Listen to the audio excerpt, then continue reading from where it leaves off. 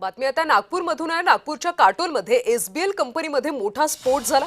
स्फोटामध्ये 17 कामगारांचा मृत्यू झाल्याची माहिती आहे। 18 महिलांवर सध्या ऑरेंज सिटी हॉस्पिटलमध्ये उपचार सुरू आहेत। आणि या सगळ्या संदर्भात अधिकचे अपडेट्स घेऊयात आमचे नागपूरचे प्रतिनिधी तेजस मोहतुरे यांच्याकडून।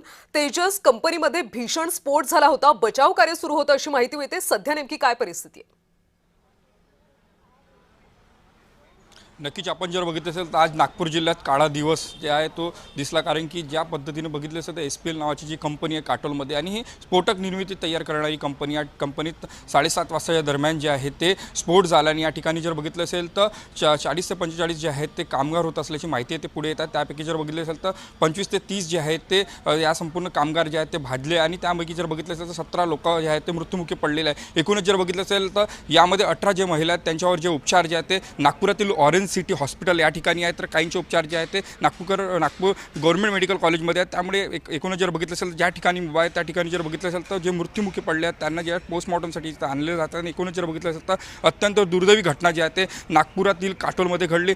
एका द्रव्यामुळे हा संपूर्ण स्फोट झाल्याची माहिती आहे ती पुढे येतात। या अगोदर सुद्धा अशा प्रकारची तिथं स्फोट झाला होता, मात्र आपण जर बघितलं असेल तर दुसऱ्यांदा जे आहे ते स्फोट झाला आणि मृत्यूचा आकडा सुद्धा जे आहे ते वाढण्याची शक्यता सुद्धा आहे ते वर्तवली जात आहे। एकूणच जर बघितलं असेल तर जे मृत्युमुखी पडले आहेत त्यांच्या कुटुंबियांना जे आहे ते राज्य सरकारतर्फे जे आहे ते 5 लाख रुपये दिले जाण्याची माहिती आहे, जे मुख्यमंत्री देवेंद्र फडणवीस यांनी एक्सवरनं दिली आहे। तर या संपूर्ण संदर्भाने जे आहे ते चौकशी झाली पाहिजे, ऑडिट दिला पाहिजे, याची सुद्धा जे आहे ते विजय वडेट्टीवार यांनी केली आहे। त्यामुळे एकूणच जर बघितलं असेल तर मृत्यूंचा आकडा सुद्धा वाढण्याची शक्यता सुद्धा वर्तवली जात आहे। आणि ज्या पद्धतीने जर बघितलं असेल तर जे स्फोटक निर्मिती कंपनी यावर कुठेतरी आता गालबोट लागत आहे, अशा प्रकारचे प्रश्नचिन्ह सध्याच्या घडीला नागपुरात पाहायला मिळत आहे।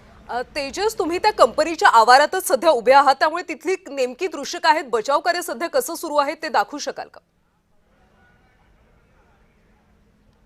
नक्कीच मी सध्याच्याकडे माफ करतो की मी सध्याच्याकडे हॉस्पिटलमध्ये या ठिकाणी जर बघितलं असेल तर रुग्णांना जे आहेत ते या ठिकाणी आणलं जातं आहे। त्या ठिकाणची परिस्थिती जर बघितली असेल तर अत्यंत दुर्दैवी आहे। आपण आणि इथं जे आहे ते संपूर्ण गव्हर्नमेंट हॉस्पिटलचे जे आहेत ते डॉक्टर्स आहेत आणि काही त्यांचे नातेवाईकसुद्धा आहेत, मात्र आपण जर बघितलं असेल तर अत्यंत भयानक जे परिस्थिती जी आहे ते या इथं मिळत आहे। ज्या पद्धतीनं आपण जर बघितलं असेल तर सकाळी हे संपूर्ण दुर्दैवी घटना घडली, आणि घटना घडल्यानंतर जर बघितलं असेल तर हे भीषण घटना होती। 17 मृत्युमुखी पडल्याची माहिती पुढे येत आहेत। आपल्यासोबत जे आहेत ते उपाध्यक्ष आहेत या बारूद संघटनेचे।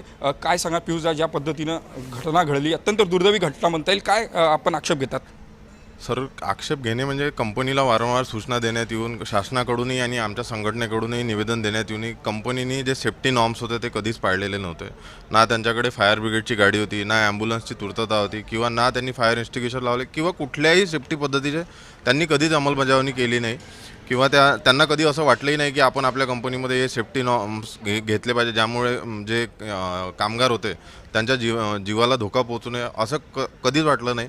आणि हा काही पहिल्यांदा घडलेल्या गोष्ट नाही आहे, याच्या आधी या कंपनीमध्ये 2दा स्फोट। काय मागणी असणार आपली सरकारपुढे, कारण की मुख्यमंत्री देवेंद्र फडणवीस यांनी एक्सवरनं माहिती दिली की आता कुटुंबांना 5 लाख रुपये आर्थिक मदत मिळणार आहे, आणि ऑडिट संदर्भात चौकशी अशी मागणीसुद्धा विजय वडेट्टीवार यांनी धरून लावलेली आहे।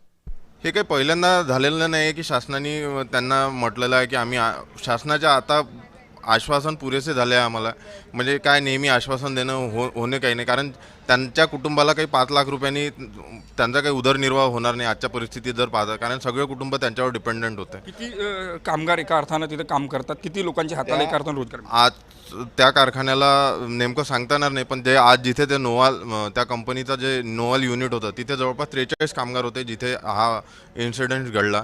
पण तिथे बरेचसे कामगार जसे नरखेड झालं किंवा कळमेश्वर, काटोल तहसीलमधनं सगळ्या ठिकाणून तिथे कामगार येतात।